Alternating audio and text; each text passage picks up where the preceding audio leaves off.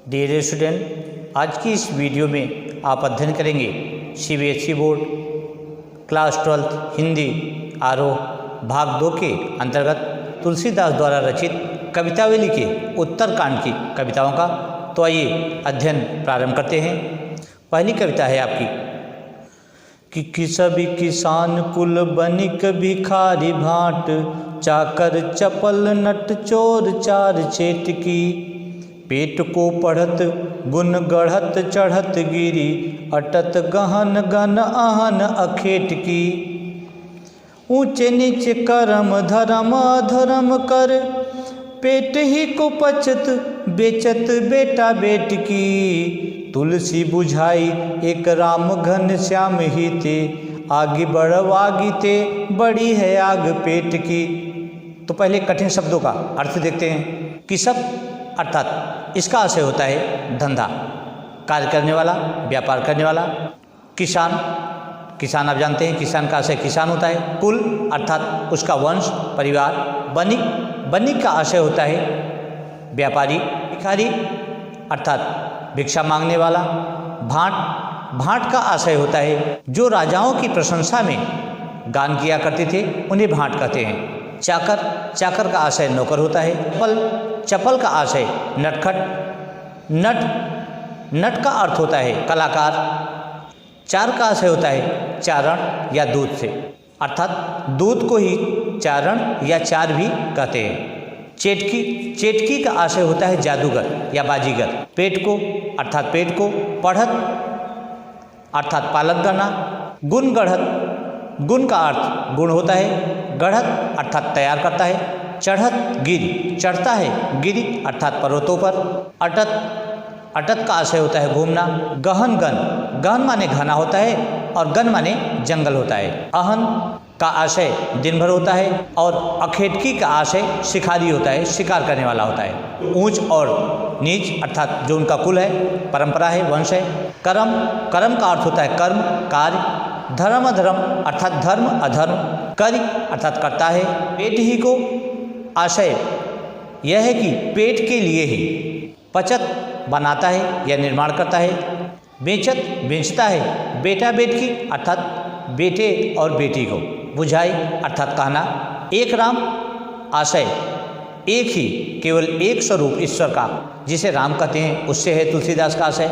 श्याम, घन माने बादल, श्याम माने सांवला अर्थात सांवले रंग के शरीर वाले भगवान राम। आग, अग्नि से है। बड़वाग, बड़वाग्नि समुद्र की आग को कहते हैं। बड़ी है अर्थात बड़ी है। पेटकी, पेटकी का आशय है पेट की। तो आइए अब कविताओं का भाव देखते हैं, भावार्थ देखते हैं। तुलसीदास जी कहते हैं कि इस संसार में कलयुग घनघोर फैल गया है, अर्थात घनघोर कलयुग फैल चुका है। और उसी कलयुग के प्रभाव का वर्णन करते हुए, या आप यह भी समझ सकते हैं कि वर्तमान स्थिति का वर्णन करते हुए तुलसीदास जी कहते हैं कि किसब अर्थात धंधा करने वाला। किसान कुल, किसान का परिवार। बनिक व्यापारी। भिखारी भिक्षा मांगने वाला। भाट राजाओं की प्रशंसा करने वाला। चाकर अर्थात नौकरी करने वाला। चपल नट, नटखट कलाकार। चोर चार चेटकी, चोर चार अर्थात चारण दूत। चेटकी अर्थात बाजीगर जादूगर।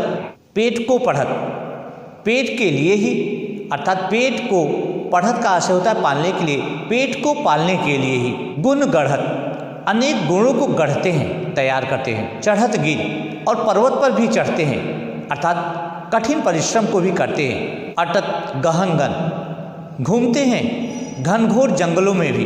अहन अखेट की, दिन भर शिकार करते हैं। आखेट माने शिकार होता है। अहन माने दिन भर होता है। अहन अखेट की, दिन भर शिकार करते हैं। ऊंचे नीचे कर्म, ऊंचे नीचे कर्म करते हैं अर्थात अच्छे बुरे कर्म करते हैं। धर्म अधर्म कर, धर्म और अधर्म को करते हैं।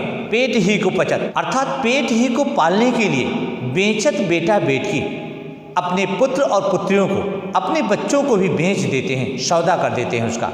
तब तुलसीदास जी कहते हैं कि तुलसी बुझाई एक राम घनश्याम ही थे। तुलसीदास जी कहते हैं बुझाए जान सकता है, समझ सकता है इस संसार की स्थिति को एक राम केवल एक राम, एक ही भगवान है, एक ईश्वर, ऐसे ईश्वर जो इस संसार में फैले हुए दुखों को, संसार की समस्या को जो समझ सकते हैं, वो हैं भगवान राम। घनश्याम ही थे और सांवले शरीर वाले वे भगवान राम ही हैं जो इस संसार की समस्या का निदान कर सकते हैं।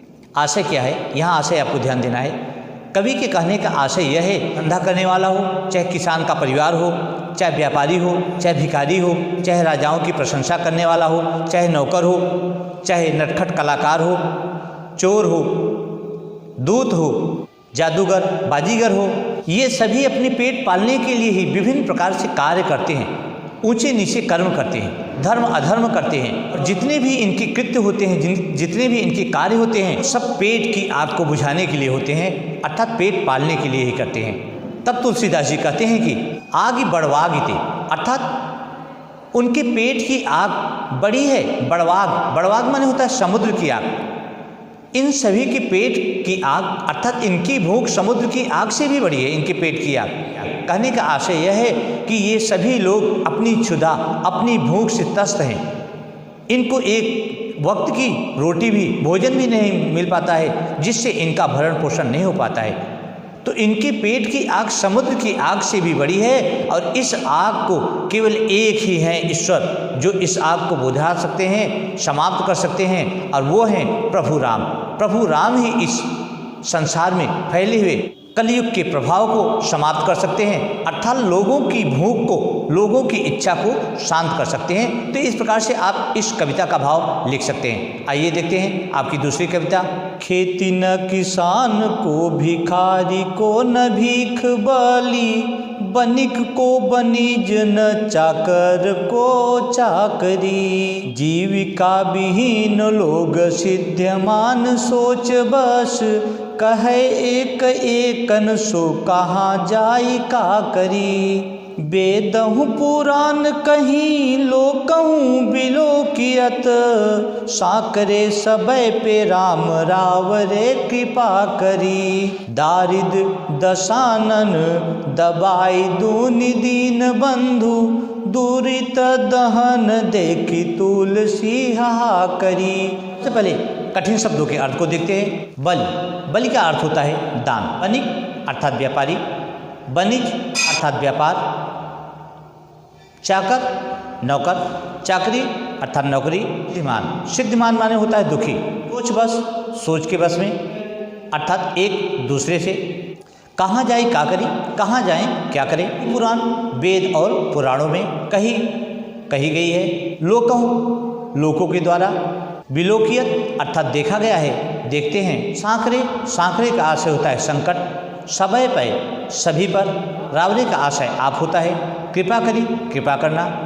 दारिद्र दशानन अर्थात दरिद्रता रूपी रावण ने दबाया है दुनिया को।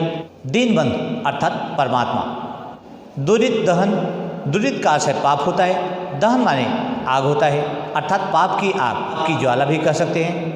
हाहाकरी अर्थात हाहाकार मचाती है। तो आइए इसका अर्थ देखते हैं। तुलसीदास जी कहते हैं कि खेती न किसान को, कि कलयुग का इतना अधिक प्रकोप हो गया है, कलयुग इस तरीके से बढ़ गया है कि आज वर्तमान समय में किसान के लिए खेती भी किसी योग्य नहीं रही है। खेती से भी उसका कोई लाभ नहीं हो रहा है, अर्थात वह खेती नहीं कर पा रहा है।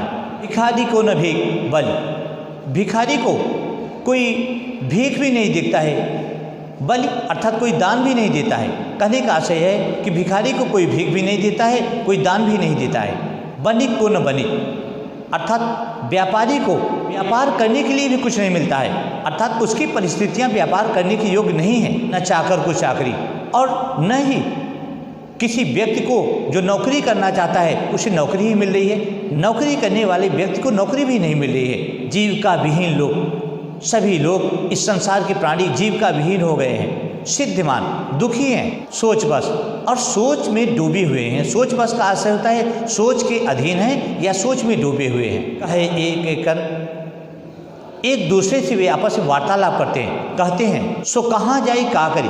आपस में एक दूसरे से वार्तालाप कहते हैं कि कहाँ जाएं, हम क्या करें, अर्थात हम इस स्थान को छोड़कर कहाँ चले जाएं, क्या कार्य करें। ऐसा वे आपस में अपनी मन दशा का वर्णन करते हुए कहते हैं, वार्तालाप करते हैं, वेदों पुराण कही, वेदों और पुराणों में भी कहा गया है, लोकहु विलोक्यत, लोगों के द्वारा भी यह देखा गया है, सांकरे समय पे, जब संकट पड़ता है सभी पर, ऐसा तुलसीदास जी कहते हैं कि वेदों और शास्त्रों में कहा गया है और लोगों के द्वारा स्वयं देखा गया है कि सांकरे समय पे, अर्थात जब सभी पर संकट पड़ता है, राम हे राम रावरे, अर्थात आप कृपा करी, राम रावरे कृपा करी, हे राम जब लोगों पर संकट पड़ता है तो आप ही कृपा करते हो। दारिद्र दशानन, अर्थात दरिद्रता रूपी रावण ने दबाई दुनी तीन बंद, दबा रखा है, दरिद्रता रूपी रावण ने दबा रखा है दुनी अर्थात दुनिया को। तो हे दीनबंधु, हे परमात्मा, हे दुखियों की रक्षा करने वाले प्रभु भगवान श्री राम, दुरित दहन अर्थात पाप की इस ज्वाला को नष्ट कर दो, मिटा दो। और तुलसीदास जी कहते हैं कि दुरित दहन देख तुलसी हाहा करी, पाप की इस ज्वाला को देखकर तुलसीदास का मन हाहाकार करता है, अर्थात आर्त स्वर में रोता है, दुखी होता है इस संसार के दुखों को, कष्टों को देखकर। और इस संसार के दुखों को, कष्टों का निवारण करने वाला व्यक्ति केवल एक है, वो है कौन? मर्यादा पुरुषोत्तम श्री राम, भगवान राम, ऐसा तुलसीदास जी कहते हैं।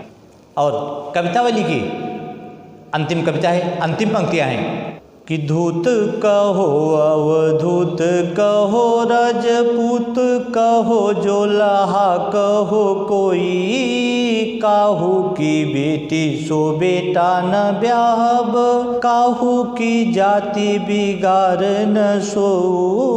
धूत कहो अवधूत कहो राजपूत कहो जोल्हा कहो को, तुलसी सर नाम गुलाम है राम को, जाको रुचे सो कहे कछुओ।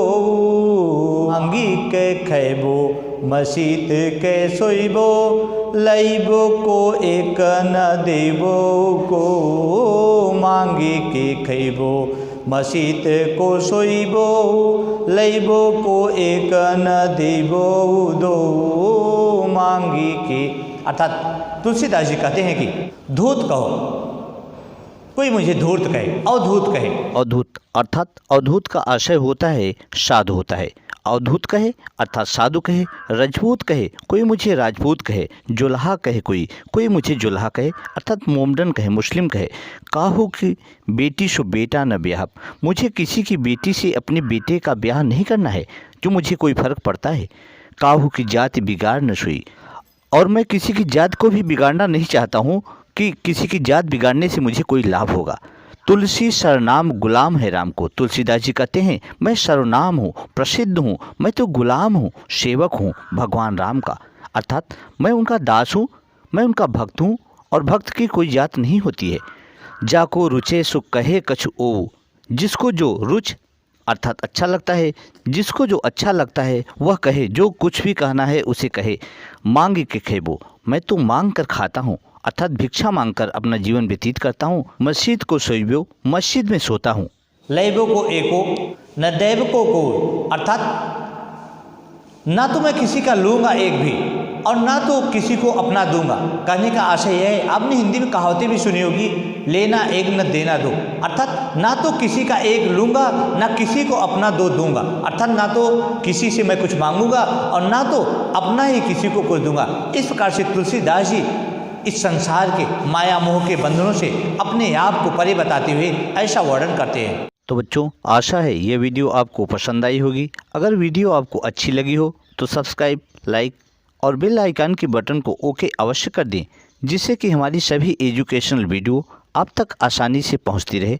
और इस वीडियो को अपने दोस्तों मित्रों को अधिक से अधिक शेयर करें, जिससे उन्हें इस पाठ के अध्ययन में सहायता मिल सके। और अपने कमेंट हमारे कमेंट बॉक्स में अवश्य भेजें। तो इस वीडियो में बस इतना ही। Thank you so much.